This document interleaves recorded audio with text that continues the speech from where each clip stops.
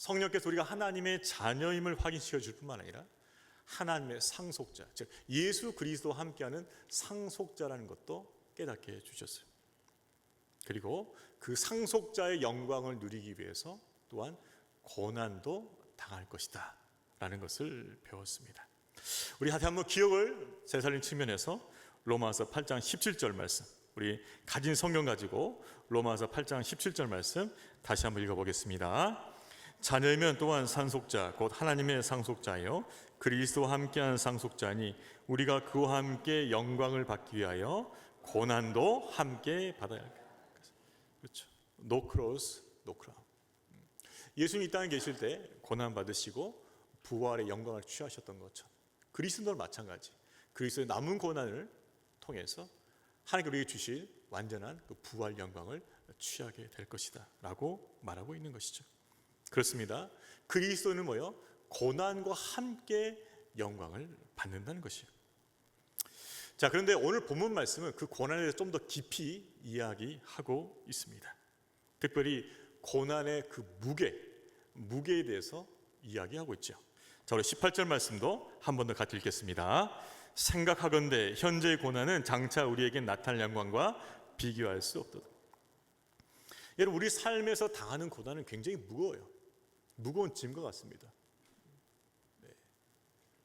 내 영혼을 짓누르고 내 삶을 짓누르고 때로는 우리 건강까지 짓누를 수 있겠죠. 고난이 너무 심하면. 그렇게 무겁고 짐 같은 고난인데 그 고난의 무게를 오늘 본문 말씀은 어떻게 이해하고 있습니까? 그것이 비록 무겁고 짓누르고 무거운 짐 같다 할지라도 그 고난도 장차 우리에게 나타날 영광, 장차 우리가 취할 영광과는 비교할 수 없다라고 얘기하는 것이죠. 우리 삶을 짓누르고 있는 그 고난, 고통, 그 버거움 느껴지죠. 그런데 그 고난의 무게도 장차 우리에게 나타날 그 하나님께 주실 그 영광, 그 영광에 비하면 비교할 수 없다는 것이죠. 이걸 이야기하고 있는 것이죠. 여러분, 우리가 이 땅에서 고난을 겪습니다. 예수 믿는다는 것으로 세상 모든 핍박의 고난이 있어요. 전도할 때 겪는 고난, 핍박이 있습니다. 특별히 믿지 않는 가정에서 살아갈 때 얼마나 핍박이 많아요. 직장에서, 세상 가운데서 믿는 자로 살아간다고 쉽지 않습니다. 또 우리가 믿음의 삶을 살아갈 때 얼마나 세상과 사탄이 우리를 시험해요. 믿음의 삶을 똑바로 살지 못하도록 여러 가지 어려움과 시험을 통해서 우리를 넘어뜨려 가죠. 때로는 하나님께서 우리 믿음을 연단을 위해서 고난을 허락하실 때도 있습니다. 고난이 있어요. 자, 그런데 그 고난에도 불구하고 우리가 받을 그 영광은 그 고난을 뛰어넘는 것이라는 거예요. 우리는 장차 예수님 배임하실 때, 재림하실 때 영광의 몸, 부활의 몸을 입을 것이요 영원한 생명을 얻었습니다. 우리는 영원히 병들지 않고 썩지 않고 영원히 하나님과 살 수 있는 영원한 생명을 얻었어요. 거기 슬픔도 없어요. 이별도 없어요. 그리고 하나님의 자녀라는 존귀한 신분을 가지고 살게 되는 것이죠. 그리스도와 함께 만물을 다스리는 권세를 누리게 될 것입니다. 지금 우리가 그것들을 다 누릴 수 없고 깨달을 수 없겠지만 분명히 말하는 것이죠. 너희가 장차 받을 그 영광을 생각할 때 지금 고난은 거기에 비교가 안 된다는 것이죠. 자, 그러면 사도 바울은 이것을 어떻게 이렇게 강력하게 주장할 수 있을까? 그것은 사도 바울이 하나님의 특별하신 은혜로 말미암아 천국을 갔다 왔기 때문이에요. 고린도서 12장에 보게 되면 사도 바울이 자기를 지칭하지 않고 제3자적 인칭 시점 속에서 한 사람을 소개를 해요. 삼층천, 하늘 갔다 온 사람이 있다. 천국 갔다 온 사람이 있다. 그 사람이 가히 말할 수 없는 그 천국의 영광, 그 풍성함을 경험했다라고 얘기를 하는데 사실은 자기 이야기인 거예요. 자기 이야기. 자기가 그걸 경험한 거죠. 사도 바울이 자신의 눈으로 인간의 말로 표현할 수 없는 천국의 그 풍성한 영광을 봤다는 거예요. 경험했다는 것이죠.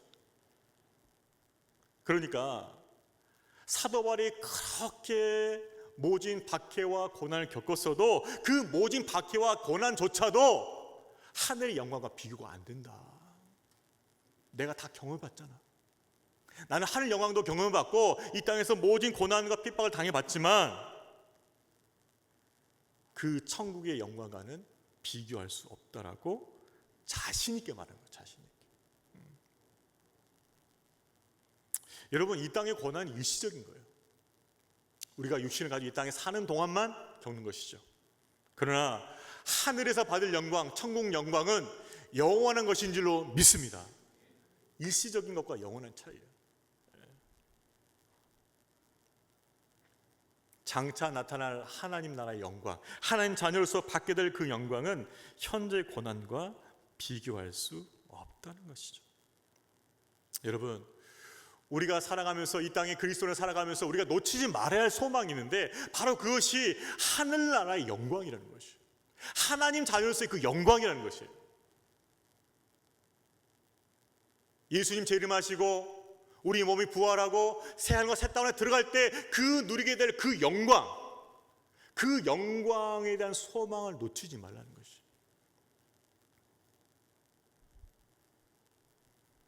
만약 우리가 가지고 있는 소망이 이 땅에 대한 소망이라는 것은 그것은 나중에 헛된 소망이 될 것입니다. 왜요? 이 땅의 것은 반드시 썩거든요. 영원하지가 않아요.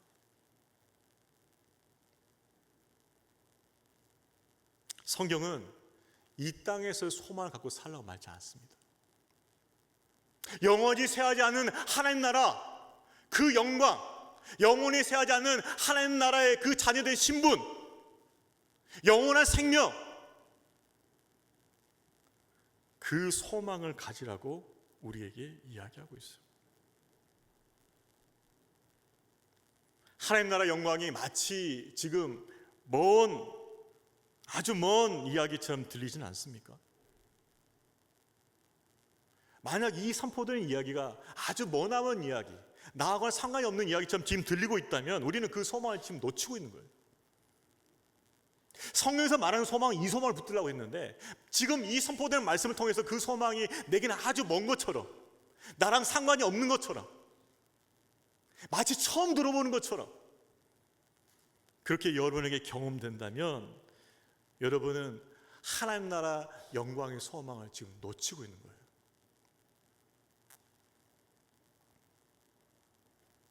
그것이 이 땅에서 우리가 당한 고난을 이겨낼 수 있는 참된 소망인 것입니다. 사람에게 소망을 걸면 반드시 실망이 돼 있어요. 내가 이루는 어떤 그것에 소망을 걸잖아요. 반드시 실망이 돼 있어요.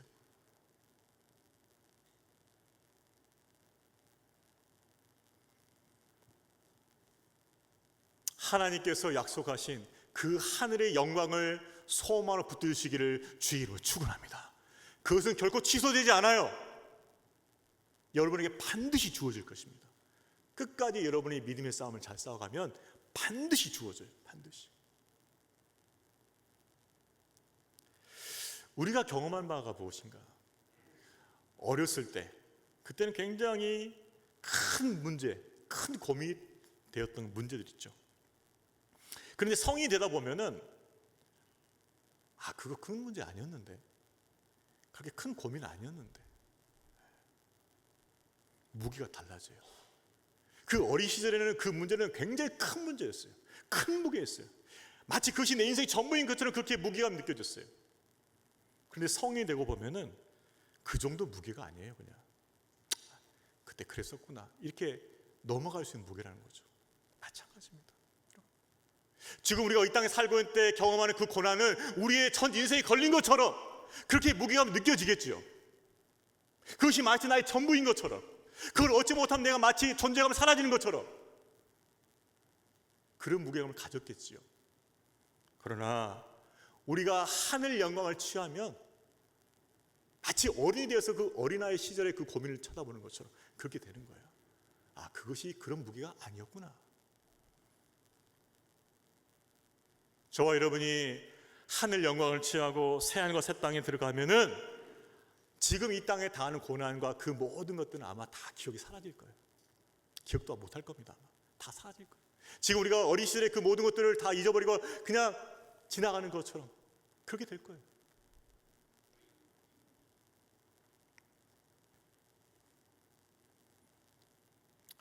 하나님께서 인간의 역사를 인도하실 때 그 최종적 목적지는 무엇인가?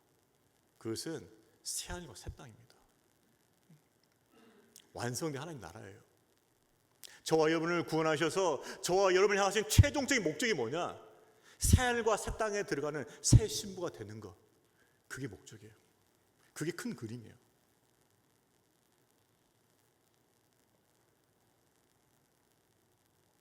저와 여러분은 이 믿음의 큰 그림을 가지고 고난 중에서도 낙심하고 좌절할 것이 아니라 하늘 영광을 바라보면서 믿음 안에서 인내하고 승리할 수 있기를 주의 이름으로 축원합니다. 여러분, 하나님께 주실 영광을 바라봐야 돼요.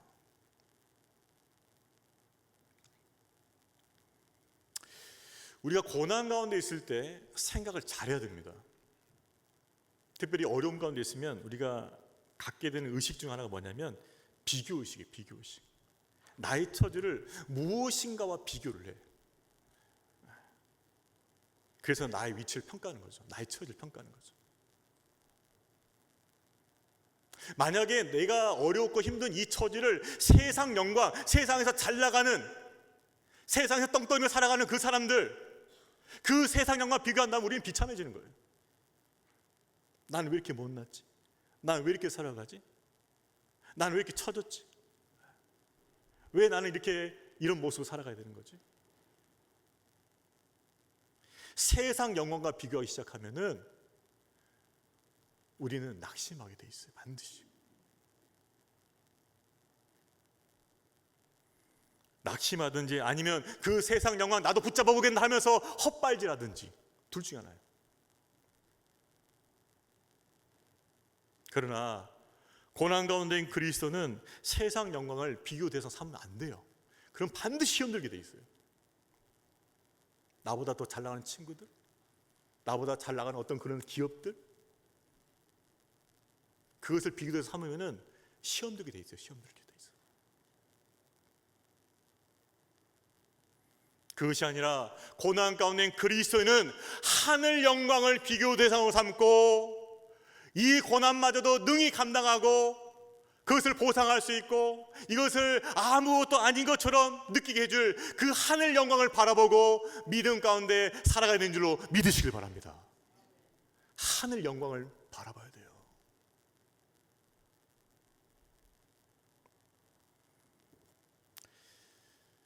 로마 제국 때 초대교회 성도님들이 많이 순교하셨죠.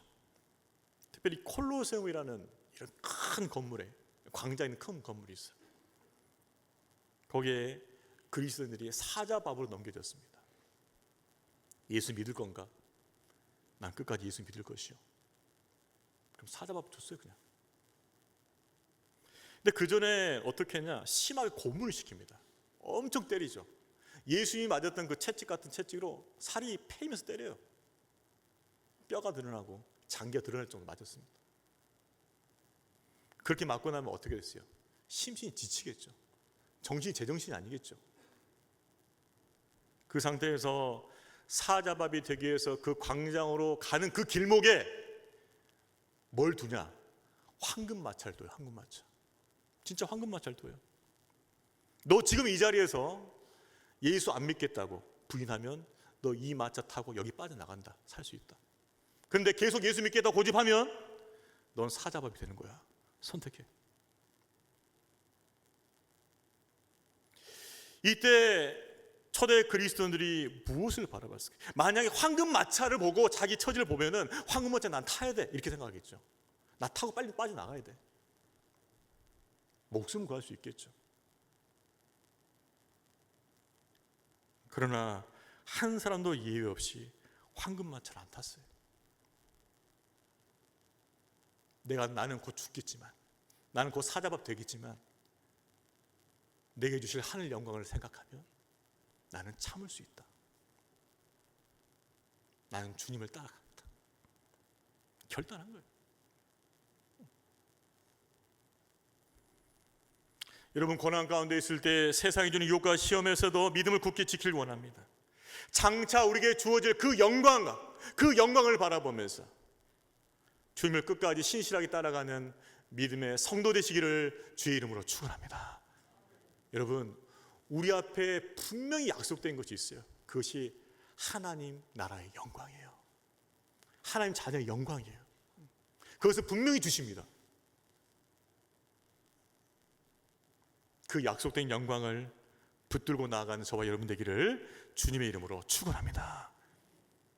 지금의 고난은 장차 우리에게 줄 영광과 비교할 수 없도다.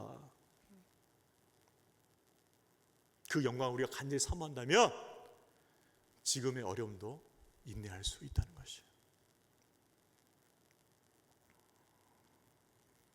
자, 그런데 오늘 본문은 특별하게 우리에게 관심을 끄는 한 대목을 소개시켜줘요. 우리가 그렇게 고대해야 할 하늘 영광, 하나님 나라의 영광, 하늘 자리에서 얻게 될 그 영광, 영원히 쇠하지 않는 그 영광을 사모하는데 우리만 그렇게 사모하는 것이 아니라 우리 외에도 또 다른 대상이 그것을 사모한다는 것이죠. 자, 우리 19절과 20절 말씀 같이 읽겠습니다.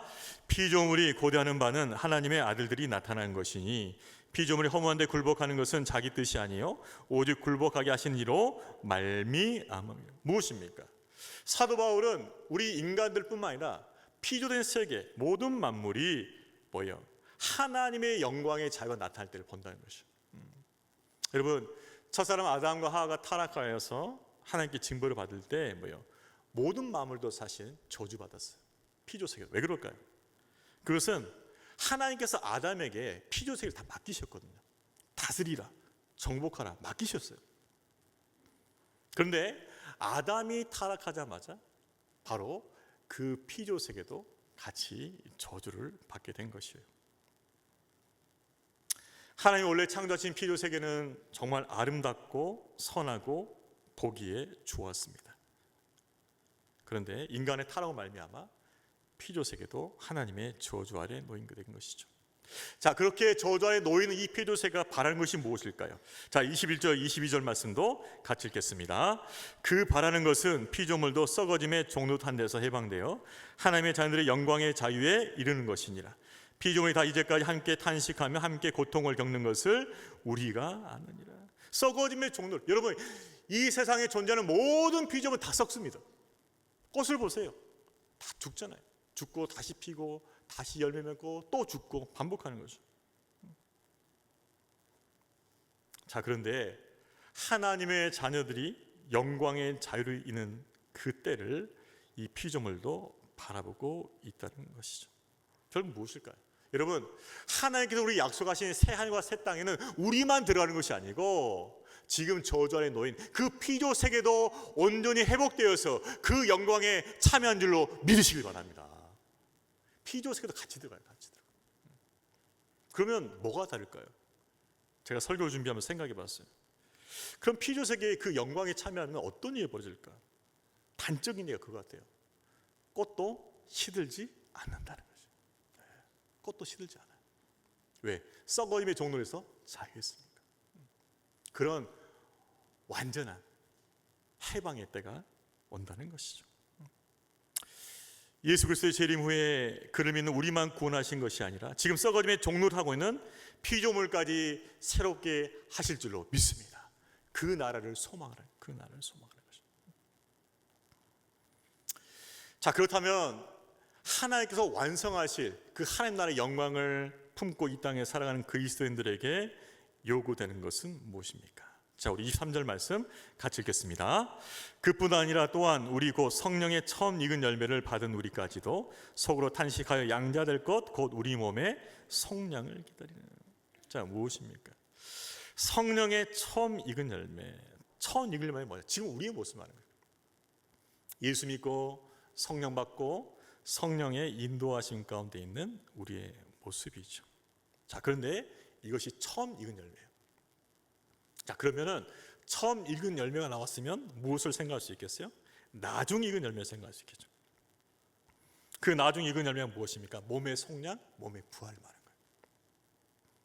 여러분, 지금 우리 육신은 연약합니다. 완전한 몸이 아니죠. 병에 걸리기도 하고 아프기도 하고 눕기도 해요.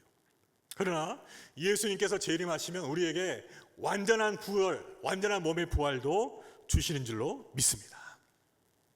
영원히 쇠하지 않는, 아프지 않는 그런 몸을 우리에게 주신다는 거예요. 바로 이것이 뭐예요? 몸의 구속, 몸의 부활이죠.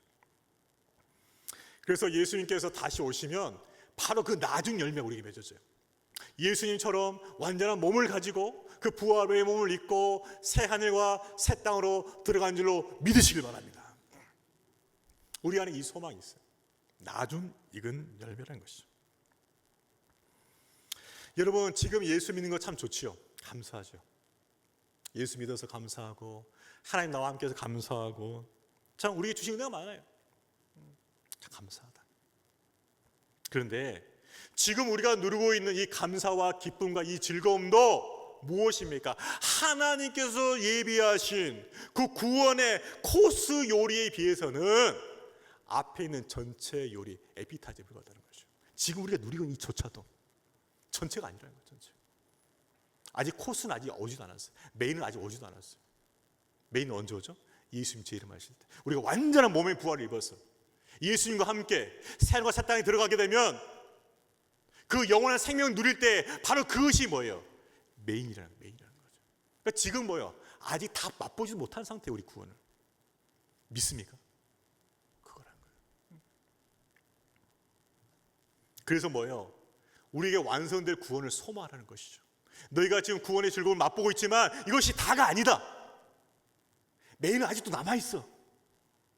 너희의 그 연약한 몸이 완전한 몸으로 부활하게 되고 그 부활한 몸이 공중에서 예수님 만나고 예수님과 함께 삶과 새 땅에 들어가서 영원의 영광 가운데 참여하고 주님과 함께 모든 마음을 다스리는 하나님 자녀된 그 즐거움, 그 존귀와 영광을 누릴 때가 남아있다는 것이죠. 그것을 생각하라는 것이죠. 그러니까 지금 우리가 맛보고 있는 구원은 다가 아니에요. 에피타이저예요. 에피타이저. 그러니 처음 열매를 맛본 우리에게 우리가 맛보게 될 나중 열매는 얼마나 대단한 것이겠습니까? 그 열매를 소망하라는 것이죠. 결론적으로는 우리에게 주실 그 나중 열매, 완전한 몸의 부활과 완전한 그 구원의 영광을 그 소망하면서 우리에게 기다릴 것을 권면하고 있죠. 자, 우리 24절, 25절 말씀 마지막 같이 읽겠습니다. 우리가 소망으로 구원을 얻었음에 보이는 소망이 소망이 아니니 보는 것을 누가 바라리요? 만일 우리가 보지 못하는 것을 바라면 참음으로 기다릴지냐. 무슨 말입니까? 만약 우리가 보이는 것을 소망을 사면 그건 사실 소망이 아니라는 거죠. 그게 무슨 말이에요? 이 땅에 보이는 것은 우리의 소망이 될 수가 없다는 것이에요. 보이지 않는 것, 즉 지금은 보이지 않지만 하나님께서 우리에게 주실 것, 그 나중 열매, 몸의 부활, 새하늘과 새 땅, 그것이 진정한 눈에 보이지 않는 소망이라는 것이죠. 그렇습니다. 하나님께서 주시는 참된 소망은 무엇입니까? 그것은 하나님 나라에 대한 소망이라는 것이죠. 완성된 구원에 대한 소망을 삶의 궁극적 가치로 삼고 사는 성도가 참된 성도라는 것이죠. 자녀를 홀로 키우신 홀어머니 한 분이 계셨습니다. 일찍 남편을 여였죠. 혼자 행랑을 하는 거예요. 콩나물 장사. 그래서 자녀들을 교육시켰어요. 어렵게 정말 못 먹어가면서 못 입어가면서 자녀들을 교육시켰어요. 근데 자녀들이 다 잘 자라줬어요. 자기도 잘 잡았어요.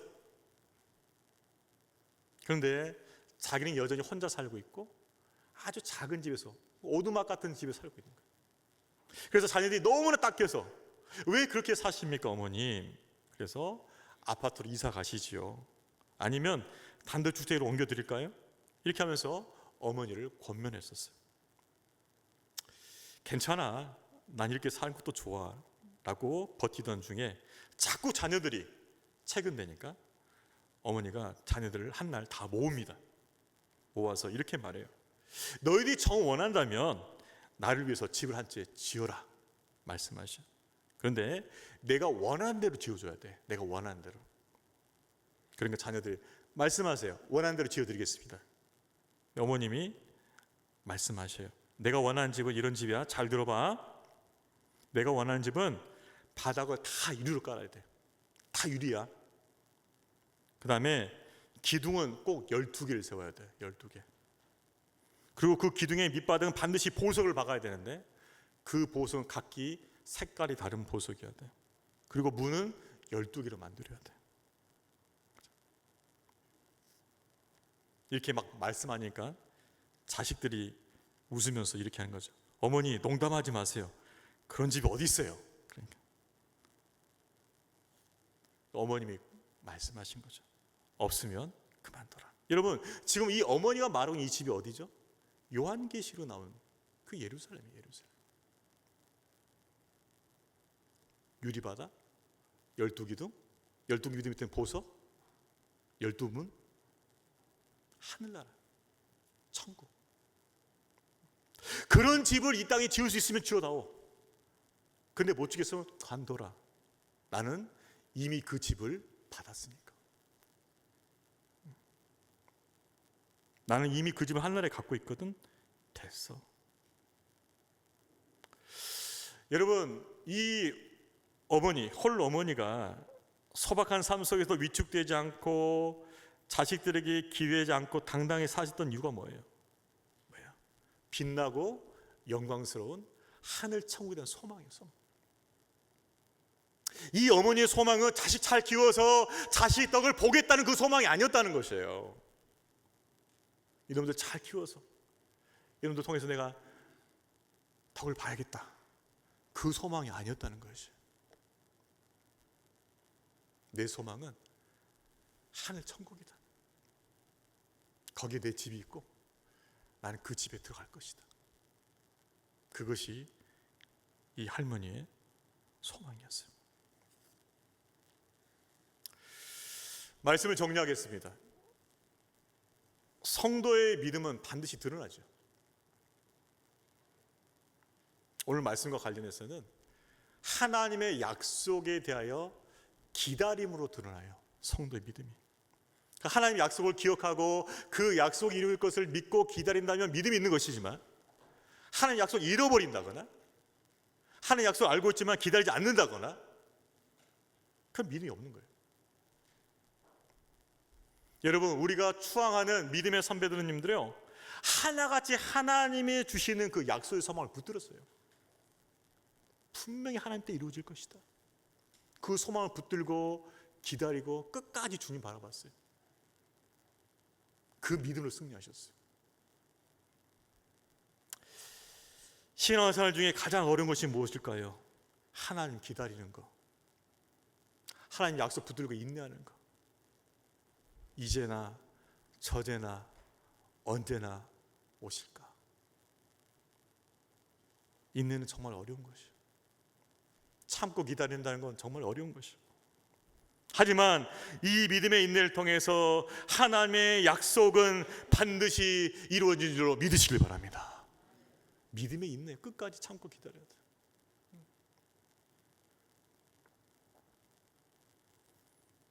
여러분, 우리에게 약속하신 하늘 천국, 하늘 영광, 우리가 믿음 끝까지 지키고 그분을 바라보면 우리에게 분명히 주실 줄로 믿으시길 바랍니다. 여러분, 이것은 분명히 따놓은 거예요. 따놓은 거. 끝까지 믿음 지키면 여러분 따놓은 거라며. 따놓은 거. 저와 여러분 것이 돼야 돼요. 그건 반드시 약속하신 거니까.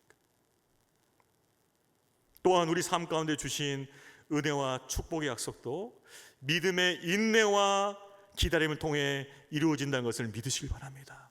여러분 삶 가운데 주신 약속 있습니까? 은혜의 약속 있어요? 축복의 약속 있어요? 오래 참고 기다려야 돼요. 그것도 기다려야 돼요. 자꾸 상황 보면서 안 된다 싶어서 이리 기우 저리 기우다며 헤매면서 그렇게 돌아갈 필요 없습니다. 하나님의 약속은 분명히 그분의 때 이루어져요.